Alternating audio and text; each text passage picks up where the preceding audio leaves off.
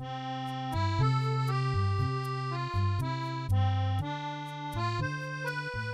everybody, Bob Babbitt, Breakfast with Bob. We are in beautiful Nice, France, and we are brought to you by Velofix, by Polar, UCAN, Active Premium Plus Sports Travel, Siecle Restaurant at Hotel West End. Our guest, two-time silver medalist at both 70.3 Worlds and Ironman World Championship, the great Lucy Charles. How you doing, Lucy? Yeah, really good, Bob. It's so cool to be here in Nice and talking to you. So I just landed in last night and looking forward to get going on the course today. I'm just going to go out for a ride and see how I feel. So you just been on the phone with our buddy Cam Worth, Yeah. And he sort of walked you through the course. What are his tips for this course?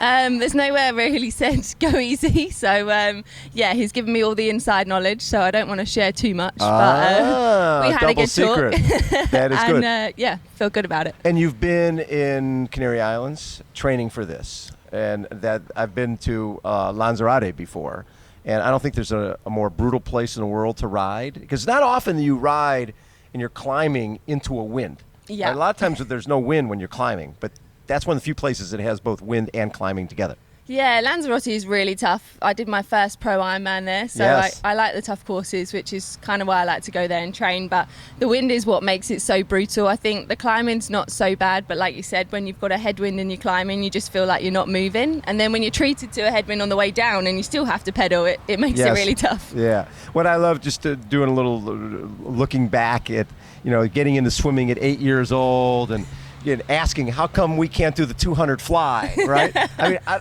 I don't think there's anything more brutal than the 200 fly, right? Or maybe, 400 IM, 200 fly? What's the toughest? Yeah, they're definitely up there with the toughest events. I think the 200 fly is pretty tough. I think if they came up with like an 800 IM, that would be like the most brutal thing. But yeah, we'd do it. I love the 200 fly. I was like 9 years old and that was the event I wanted to do. No other girls were doing that? Not really, no. There wasn't many boys doing that either.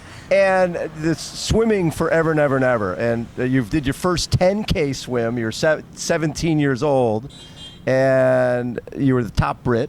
And going into the 2012 Olympics, they were only going to take one from England, right? Just one Brit is going to go, and that was Carrie-Anne Payne. Yeah. Carrie-Anne, and you had beaten Carrie. Yeah, not in a 10K though, to be fair, in like the mile. So, where you beat her in a mile. Yeah. So, but when she was chosen, that sort of led to you going, okay, I've been swimming the 800, I've been swimming the 10K, and let's go try this triathlon thing. Yeah. So when one door closed, this other one, bigger door, sort of opened up. Yeah, I mean, I'm pretty glad that door opened, to be fair. Like, obviously, I love swimming. I had a pretty successful career in swimming. Really successful. And I needed a new challenge. Like I said, I was the 9-year-old that wanted to do the 200 fly because I thought that was the biggest challenge. But actually then to find the distance swimming and then to find out about Ironman and this super long triathlon event that seemed like an even bigger challenge, I kind of jumped straight in and wanted to give it a go. So I've been hooked ever since, really. I love that pattern that you were the one going, okay, I want to do a 200 fly when you're 8 years old. And then I want to do I'm going to do an Ironman. And your first Ironman, how old were you? 24? It was the year I turned 21, actually, yeah. For your first Ironman, 21? Yeah. See, and people don't necessarily get into long distance like that. We were just talking to Lisa Norton. And you go ITU, you do that, and then eventually you move into the longer distance. But the other didn't really appeal to you. No, I think I jumped straight in with the biggest challenge of Ironman, and I did pretty well. I loved it. That's sort of a pattern. I see. Yeah. I see the pattern here. So I was hooked on that. I didn't really feel like then going back down to the shorter stuff. I feel there's probably could have been potential there, but whilst this is going so well and I'm loving it, then I don't really want to mess it up. So when I look at your progression in running, a lot of people, and actually Lisa Norton and I were just talking about this, a lot of people come from a swimming background, get into running and hurt themselves because you got the motor. And you guys have done such a great job of have gradual improvement in the run. Yeah. And when I saw your marathon at Challenge Roth, which was phenomenal, and 2:59, the fastest run of the day, and first time under 3 hours, that was pretty cool. Yeah, I was really happy with that. I mean, probably a lot of people know I had some issues on the run in Roth, and I had the same thing last year, but I couldn't actually believe it when I'd still clocked to 2:59, feeling like even rubbish. with issues. I think that shows there's still a lot of potential for growth on that marathon. And as you say, we're just going to keep chipping away and doing it kind of in a gradual way that hopefully keeps me strong. Keeps you healthy. Yeah, and healthy. Yeah. Keeps you healthy. So your nemesis, who you only see 2 times a year, 70.3 world champion, Ironman world champion. She's won 4 of each of those. Daniela Ryf. Is that somebody who's sort of in your head when you're training all the time? Like, what do I need to do to beat her? Yeah, it definitely helps having that person there that's always kind of setting the bar. And when I go to training, when I'm tired, when I don't feel like doing a session, you've always got that in the back of your mind, knowing, you know what, I need to do this because there's still that person raising the bar and I want to work towards that. So it definitely helps. So you mentioned Lanzarote and training on Lanzarote and then, racing over there. 2 different games, right? Well, take me through how I tell people that's probably the hardest Ironman there is. You think? Yeah, it definitely is. I mean, I've done the Ironman there twice, and both years it was tough. The first year, it was kind of nice. It was my first pro race. I didn't have any pressure. And then the second year, I went back trying to get the win there. And I love it because it is so tough. I think you have to pace it. You can't go crazy on the bike because even the marathon, although it's pretty flat, it can be really hot as well. So it has everything, and it's kind of the perfect recipe building into the major races like Kona because it's very similar with the wind and the heat. So I do absolutely love the brutal courses. So that's why I picked them. So as a swimmer, a lot of times you can be a little anonymous because you're in a pool, and now you're a sponsored athlete. You've got your own Red Bull autograph with your photo on the cover of it. Cool. I've never seen Red Bull do anything like that before. So how's your life changed through all this? Not just the racing and training, but just the awareness of who you are. You're from a social media perspective. You're certainly a lot bigger than you were as a swimmer.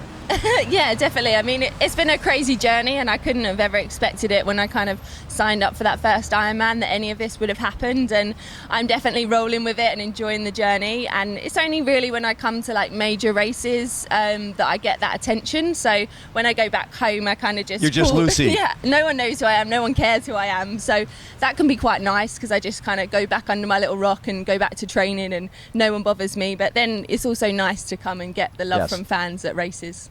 The years of swimming 100K a week, 100,000 yards a week.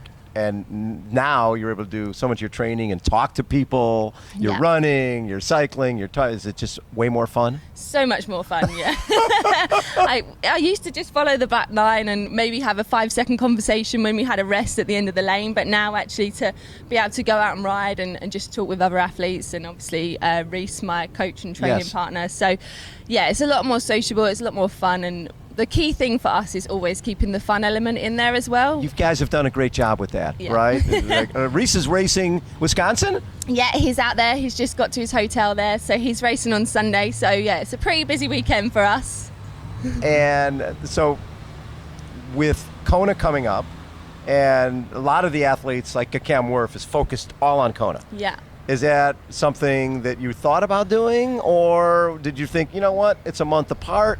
Last year I went to South Africa. I don't think it affected me. How do you look at it? Yeah, we definitely looked at it, and we had the view of, you know what, we'll come out to Nice, we'll look at the course, we'll see what you think. And there was definitely elements that suit my strengths, and there were elements that were going to challenge me. And you know me, I love a challenge. So we looked at the training. Obviously, my husband Reese does all my training. So he was like, you know what, last year we made it work really well. You had 6 weeks. This year you only have 5, but you're a lot stronger than you were last year. So you know what, you're young enough in your career to jump in. If it doesn't work out, it doesn't work out. But I'm ready to give it my best shot.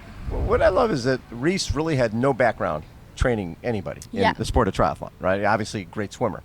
And you guys have your teammates basically learning this as you go, not following your traditional training for triathlon, but having some great success. Now are people reaching out to Reese and going, hey, listen, you obviously know what you're doing. Yeah, definitely. You're doing something a little different. Yeah, he coaches a few athletes and he's been approached by a few pro athletes as well. But at the moment, he's kind of letting me be his only pro athlete. But he definitely knows what he's talking about, and he does have a real passion for coaching as well. Yeah. So I think maybe even more so than racing himself, which is why he does enjoy coaching me, I guess. But he's also super talented as well. So I hope that we get to see that this weekend and he'll put down a good performance. Do you feel that Reese has sort of put his racing on the sideline a little bit the last couple of years? Yeah. Just to focus on you, and now he's sort of jumping 100%. back in? I think like a lot of his commitment has gone into me, so he's been really like selfless in that respect, because I've seen how hard he works himself in his own training. So hopefully now I'm kind of, the ball's rolling with me and I feel pretty confident going to races and know a little bit what I'm doing, but it helps having him. I hope we're going to see him race really well as well. Since you do like difficult stuff, the fact that this is a technical course. It's got a lot of up.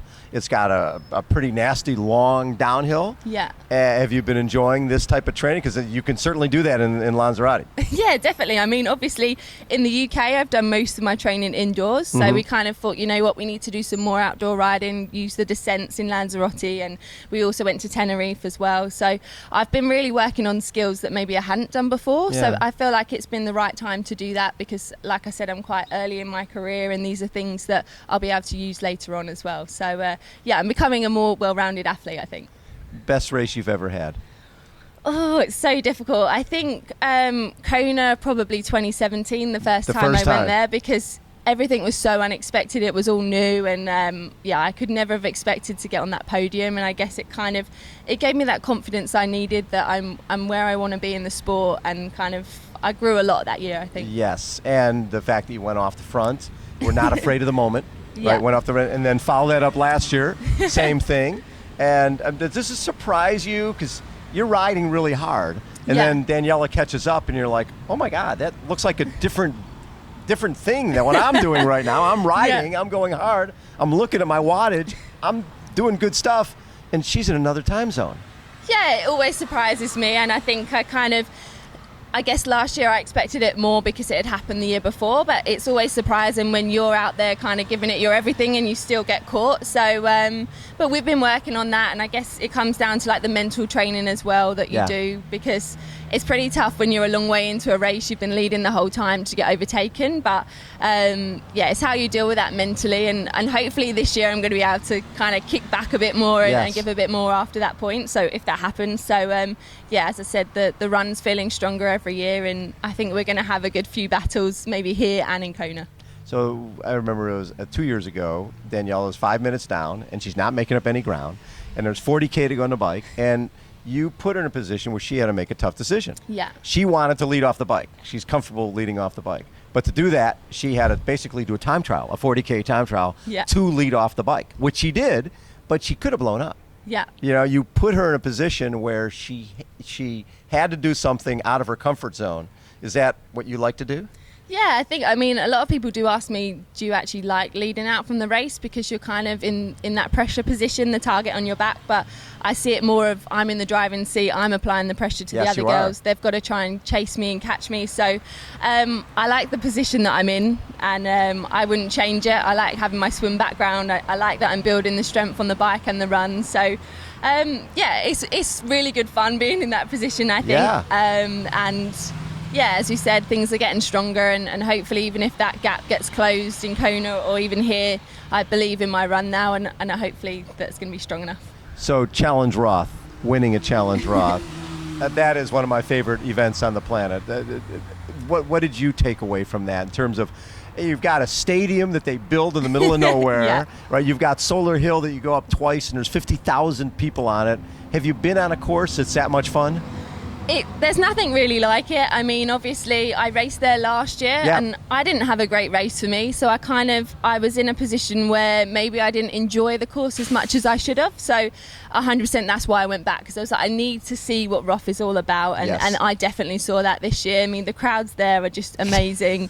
Like, you just get goosebumps on the bike, several times over. And then on that run, when you come into that stadium at the end, there's not a finish line like it on the circuit. No. So that was amazing, and to come in there in the lead, you can't even hear what's going on because it's just crazy. No. So it was amazing. What blew me away is being over there, and I'm like, well, where's the finish? They go, they pointed a piece of grass. I'm like, wait, what? And they build a stadium, like a 10,000 person stadium that they build that week that you finish in, and to come in there first with drunk Germans screaming for you? Yeah. Is there anything better? No, and then the finish line party that they put on as well. I mean, I wasn't well enough to go back last year, but I was fit and well enough to go back this year, and honestly it was so crazy and everyone is just loving it, and to see fireworks those at midnight, fireworks, seeing the last finishers come in and they're so emotional, it was just, it was really, really special. And now you're defending champion there. Yeah, that's pretty cool. That is very cool.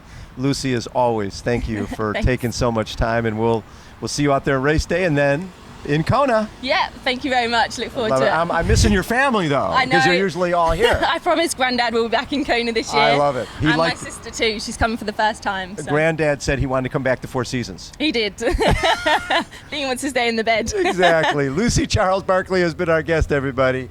Hold on. We will be right back.